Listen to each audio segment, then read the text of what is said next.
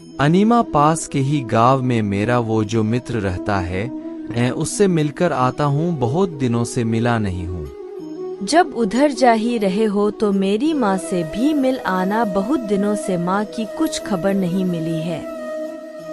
अब तुम्हारी माँ के घर गया तो वह आज आने नहीं देगी। किसी और दिन हम दोनों साथ में चलकर मिल आएंगे।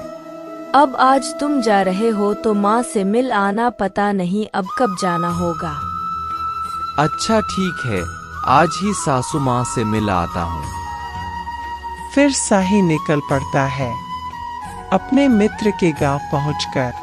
पहले तो सासू माँ का ही घर पड़ेगा। जल्दी से सासू माँ का घर चला जाता हूँ। 10 से 15 मिनट बैठकर फिर अपने दोस्त के घर चला जाऊंगा। साही अपने ससुराल की तरफ चलने लगता है। जब साही अपने ससुराल पहुंचता है तब सासू माँ देखकर कहती है, अरे दामाद जी, कैसे आना हुआ? बड़े दिनों के बाद आए हो आप। और अनीमा कैसी है? उसे भी साथ लिए आते। सासू माँ जल्दी जल्दी चला आया। किसी और दिन उसे लेते आऊंगा।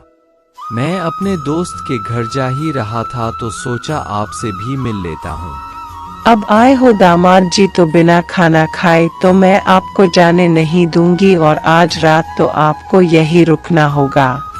सुबह होते ही आप चले जाना।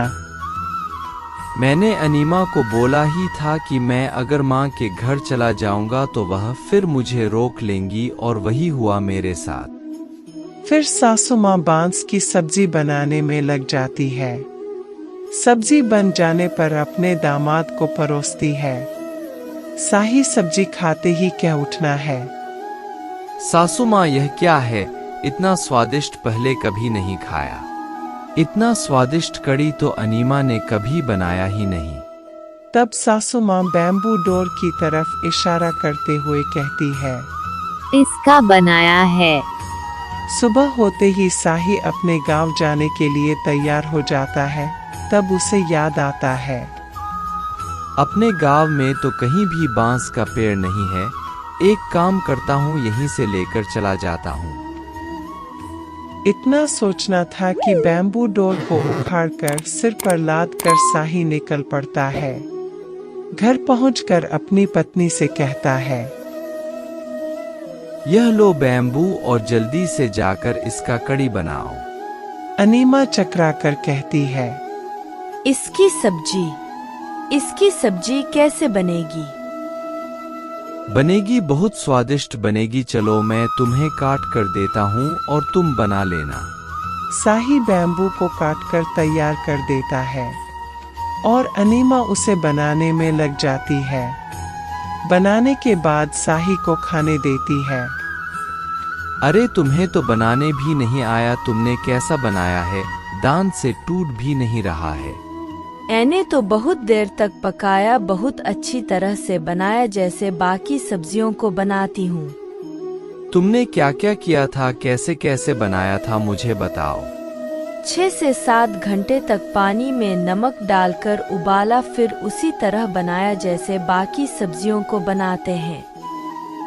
बनाए तो तुमने अच्छे से ही है, पर ऐसा क्यों दांत से टूट भी नहीं रहा है?